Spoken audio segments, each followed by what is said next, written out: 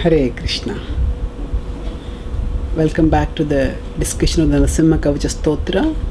In the first part, we discussed verses 1 to 8. Let's begin from the 9th verse. In this section, the focus is on connecting with the Lord by connecting His bodily parts with our bodily parts.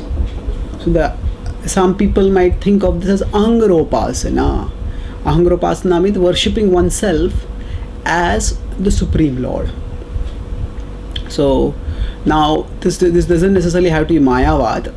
Mayavad means to think oneself as God and to think that there is no God independent of oneself, and that the ultimate reality is not personal but impersonal, and because one is also that impersonal reality, so that is possible one is God.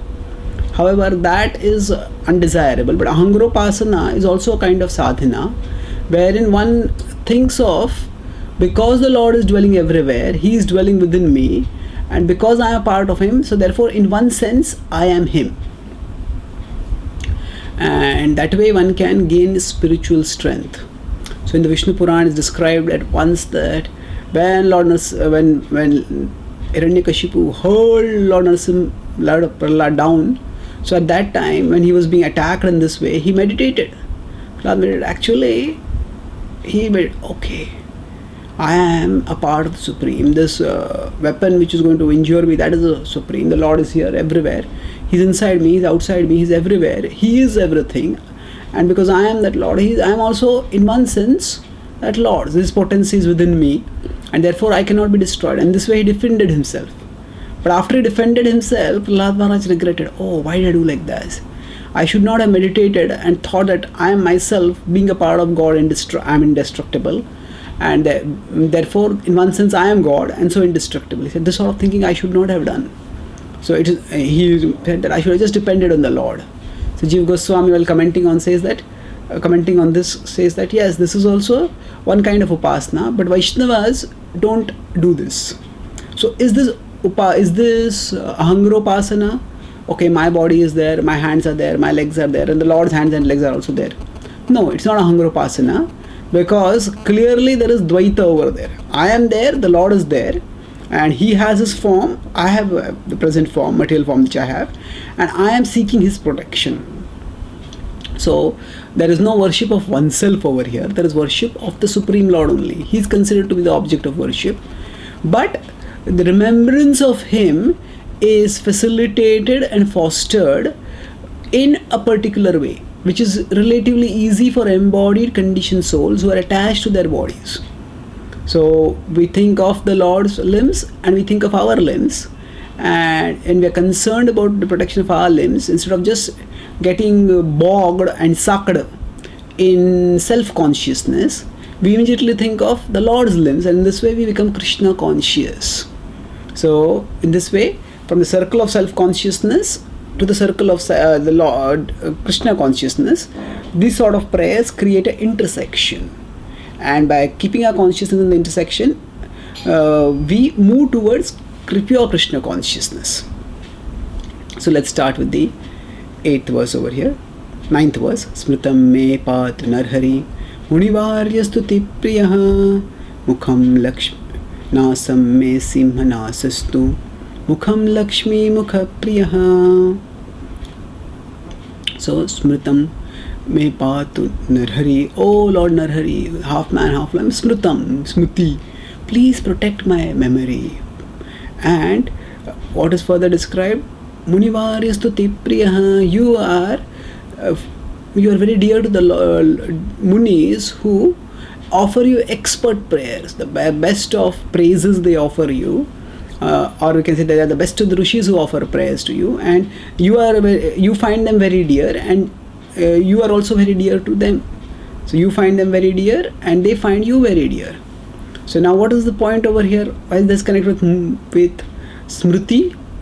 So actually, to offer this prayers, stuti, excellent stuti, one requires memory. In fact, not just one requires memory, the purpose and perfection of our memory is to remember Krishna. And now we remember many different things in this world. Now if we can connect those things and enjoys poetry, enjoys words. So whatever other things we remember, we connect them with Krishna, then our memory becomes utilized and spiritualized. So, O Lord, who are meditated on by the purified and perfect memory of the great sages, please, my Lord, protect my memory also. So protect my memory means protect me from forgetfulness. Protect my capacity to remember you and to remember verses and prayers and things connected with you, and thereby stay protected from material existence. And then Nasam me simhanasastu, that simhanasas. My dear Lord, you have a lion's nose, so please, this is extraordinary. That such a powerful nose, extraordinary nose you have. So my dear Lord, please protect my nose. And Mukham Lakshmi Mukha Priyaha. So please, O Lord, you are Lakshmi Mukha Priya. Your face is very dear to Lakshmi Devi. Now, especially Mukha refers not just to the face, it can also refer to the mouth. So normally a lion's mouth is not dear to anyone. People will tell you, a lion's mouth that will swallow me and destroy me. So, and especially we would say female. Females are considered to be the weaker sex, so they are really fearful. So even males, powerful virile males, would also be afraid of a lion's mouth, what to speak of a female. But here the female, Srimati Lakshmi Devi, she finds your mouth very beautiful, she finds very dear. Why? Because she doesn't see you as a lion, she sees you as a beloved Lord who expresses affection to her through that mouth. So therefore, that mouth which is very dear to Lakshmi Devi, my dear Lord, who has that mouth, please protect my mouth also. Then Sarva Vidyadhipah Patu Narsimho Rasanam Mama Bhaktram Patvainduvadanam Sada Prahalada Vanditaha. So Sarva Vidyadhipah Patu. Patu, please protect me. You Lord who are Sarva Vidyadhipah, all the Vidya, all the knowledge that are there, Adhipaha, you are the Lord, you are the controller of them. And my dear Lord, please protect Narasimho Rasanam Patu. Rasana refers to the tongue. So please protect my tongue. Now actually Vidya, knowledge, manifests through the tongue. So you who are the master of all knowledge, please protect the tool through which knowledge manifests through me. So it is said that Saraswati resides in the tongue of people who are very wise or very eloquent. So my dear Lord, please protect my tongue so that wisdom can manifest through it and not ignorance. Vaktram Patvainduvadanam. And my dear Lord, please protect Vaktra, my face, and Sada Prahlada Vandita. So two features of this face are described. One is Induvadanam. Your face is like a moon. It's soothing, it's attractive. And your face is being beheld and adored, worshipped, glorified by Prahlad constantly. Sada Prahlada Vanditaha. So now, after describing the face, now the vision will move downwards. Narsimham Patume Kantham Skandhau Bhubhridanantakret Divyastra Shobhita Bhujaha Narsimha Patume Bhujo. So, Narsimha Patume Kantham. Kantha. Kantha is throat. In the Vedic culture, we say to memorize by heart, to do something by heart. Now in the Sanskrit, the word is not exactly by heart, it is kanthastha. So kanthastha means we just don't memorize in terms of keeping things in the head, but to memorize means it should be in the throat, ready to be spoken. And the way of memorization is by speaking again and again and again. So that's why the word kanthastha is used. Skandau bhubrit anantakret. So my dear Lord, you Skandha, you are the sustainer, Bhubrit. So you sustain the earth, and Anantakrit. So just as actually to somebody can lift a few kgs of weight, that person becomes the champion weightlifter. But to lift the whole earth, to sustain the earth, that is such an extraordinary feat. So you are like this, you perform unlimited extraordinary activities. Anantakrit. You lifted Govardhan Hill. You can do all sort of activities. So my dear Lord, now just as you can lift heavy things, my Kantha is meant to lift knowledge about you. So please protect this Kantha, which is meant to carry and convey knowledge about you. Please protect, please protect it, just as you protect and sustain the universe. And then your bhujaha, divyastra shobhita bhujaha, your arms are adorned by divyastra, divine celestial weapons. So normally Kshatriyas, they carry arrows and the quiver which is on the shoulder, and also there is a bow on the shoulder. So divyastra, so like that various astras are there on your shoulder and on your arms. So Narsimha patu me bhujau. So my dear Lord, just as similarly protect my shoulders, bhuja. And then after describing this, Karau me deva varado Narsimha patu sarvataha Rudayam yogi sadhyascha Nivasam patu me harihi. So Karau, Kara, may, my hands, may you all protect Deva Varado.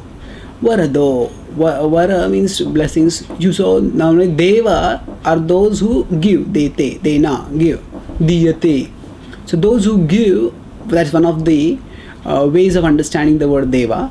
So normally they give blessings. But my dear Lord, you are so extraordinary that you give blessings to the Devatas. And you give them blessings with your hands. You raise your hand. Deva Varado. So those hands which bless those who bless the world, my dear Lord, please protect my hands. And then Narsimha patu sarvataha. My dear Lord, your blessings are so glorious that please protect me sarvataha, in all ways, from all directions.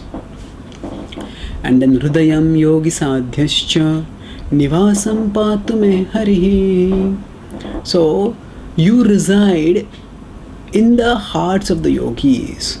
Hridayam yogi sadhyascha. So those yogis who are seeking you, doing sadhana to attain you, they find you in their heart. So Yogibhir Hridgamyam. So there are many verses which describe this, about how Dhyana Vastita Tadgatena Manasa. So in Dhyan the yogis see him in their inner consciousness, in the heart. So you are residing in the heart, and just as the heart of the yogis is your residence, my dear Lord, I have my residence.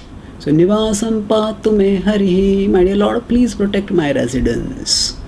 So this Lord, he is present. Now remember at the start of this stuti and this kavacha, it is described, invoke the Lord's presence in one's heart. So the Lord is present, the Lord's nivas is the Hruda. Similarly, my nivas is there, please protect it.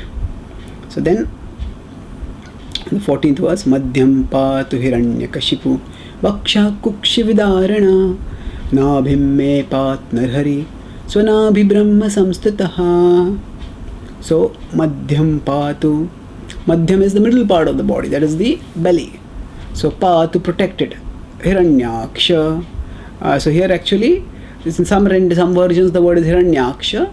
It's referring to, we know of course that Lord killed Hiranyakashipu. So Vaksha Kukshi Vidarinaha. So what did you do? Vaksha, his chest, and his Kukshi, his abdomen, you ripped it apart. Vidarinaha. So it's described that Lord Narasimhadev, he ripped apart the belly of Lord of Hiranyakashipu, and in that way he destroyed and delivered him. But then why did he do it in this particular way? So there are many reasons. He was thinking that this is the belly from which actually ultimately my devotee Prahlad appeared. So he took out the intestines and then he put them as a garland. At one level it can appear to be like a very bloody decoration, but at another level we understand the Lord's devotional heart. You see, okay, it was through this abdomen that Prahlad was manifested in the world.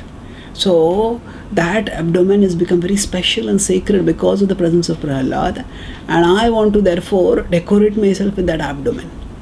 and he checked that abdomen. And why did he rip apart the chest? Actually, he was checking the abdominal canal fully, and he was saying, is there any other Prahalad over here? Is there any other Prahalad? I want to see. As he took it out, oh, there's no Prahalad? Okay, still, this was glorious, so let me put it around my head. So that Lord, who actually, in one sense, we can say that if the Lord has destroyed the abdomen of someone, what is the point of meditating on that pastime to protect our abdomen? The point is, we are trying to remember the Lord, so we are connecting the remembrance of our abdomen with Krishna's abdomen, with Narasimha's abdomen. So, of course, we understand the Lord did not just destroy Narasimha, the Hiranyakashipu, he actually destroyed, and through the destruction, he delivered them. So, similarly, my dear Lord, please deliver me. Nabhim me patu narhari, Sonabhi Brahma Samstutaha. So, my dear Lord, please protect my Nabhi. Nabhim me patu Narhari. And what is the speciality of the Lord's Nabhi? Sonabhi Brahma Samstutaha. So, actually, from our Nabhi, nothing comes out, practically speaking. Only during the time of pregnancy, then there is the abdominal cord which acts as some sort of nourishment. But no child is born directly through the Nabhi. But from this, not only was a child born, normally when a child is born, the child just, there is so much required. A male and a female have to come together, and then there has to be care of the pregnant woman. And then after that, there is a midwife required. And after great pain, then through the labor pain, the child is born. And then after that, all the child cries. But the Lord effortlessly, just by himself through his Nabhi, without any labor pains, without needing Lakshmi Devi's assistance, is himself manifested. So it was so effortless, and not only was it so effortless, it was so glorious that the child who appeared from there, far from crying, he started Samstutaha. He offered extraordinary prayers. Such is the wonderful Nabhi of the Lord, and he's praying, my dear Lord, please protect my Nabhi. Brahmanda kotaya katyam yasya patu me katim guhyam patu guhyanam mantranam guhya rupadrek.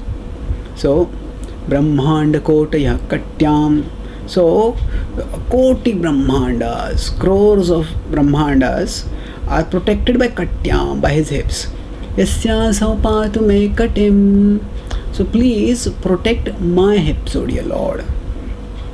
So now, normally the whole body is sustained on the hips, and we know that there is a Virata Rupa in which the whole universe is contained, and we also know that the Lord is sustaining the universe as an Antashesha. So in different ways, he is the sustainer of all the universes.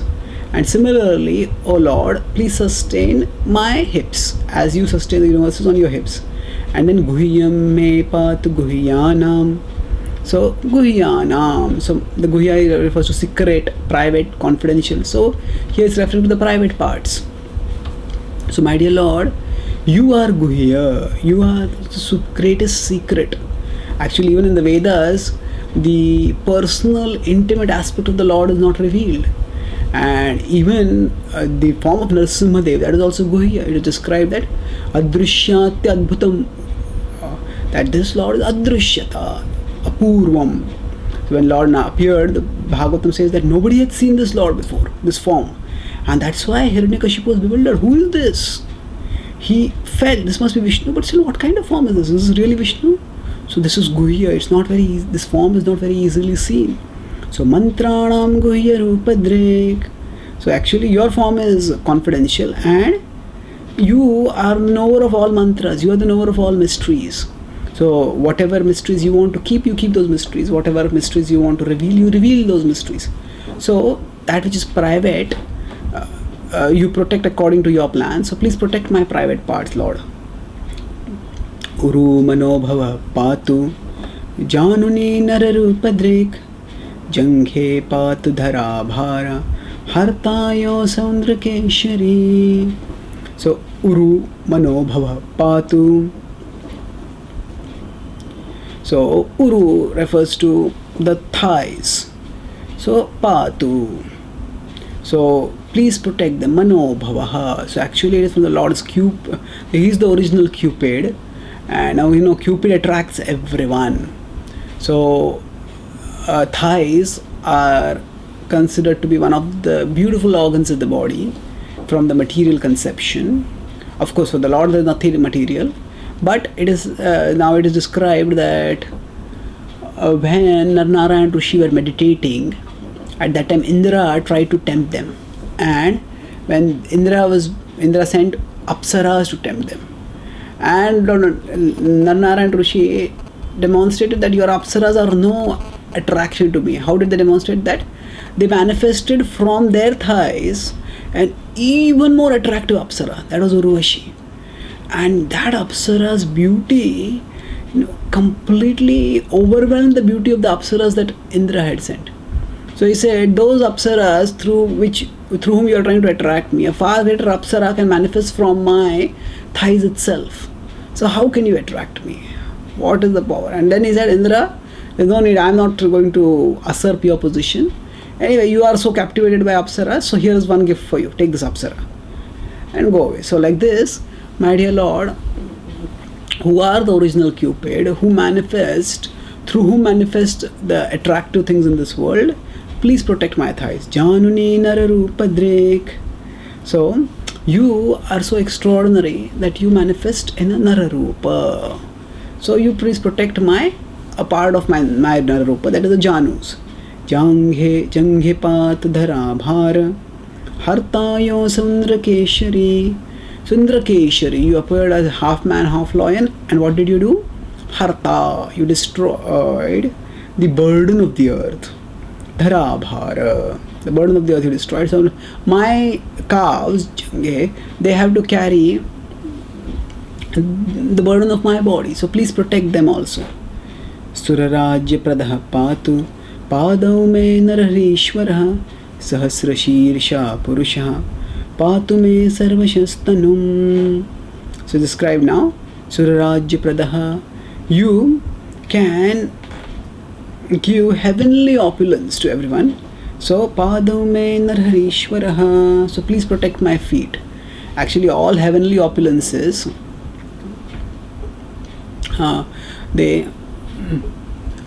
they come from the Lord. In fact, all the heavenly residents, it is said that they are Sada Vishnu Padam Param Pashyanti Suraya. They are meditating on the lotus feet of Vishnu, the abode of Vishnu. So the Lord who is meditated on by the heavenly residents, Lord from whose feet heavenly opulence can manifest, may that Lord protect my feet. And Sahasrashirsha Purusha.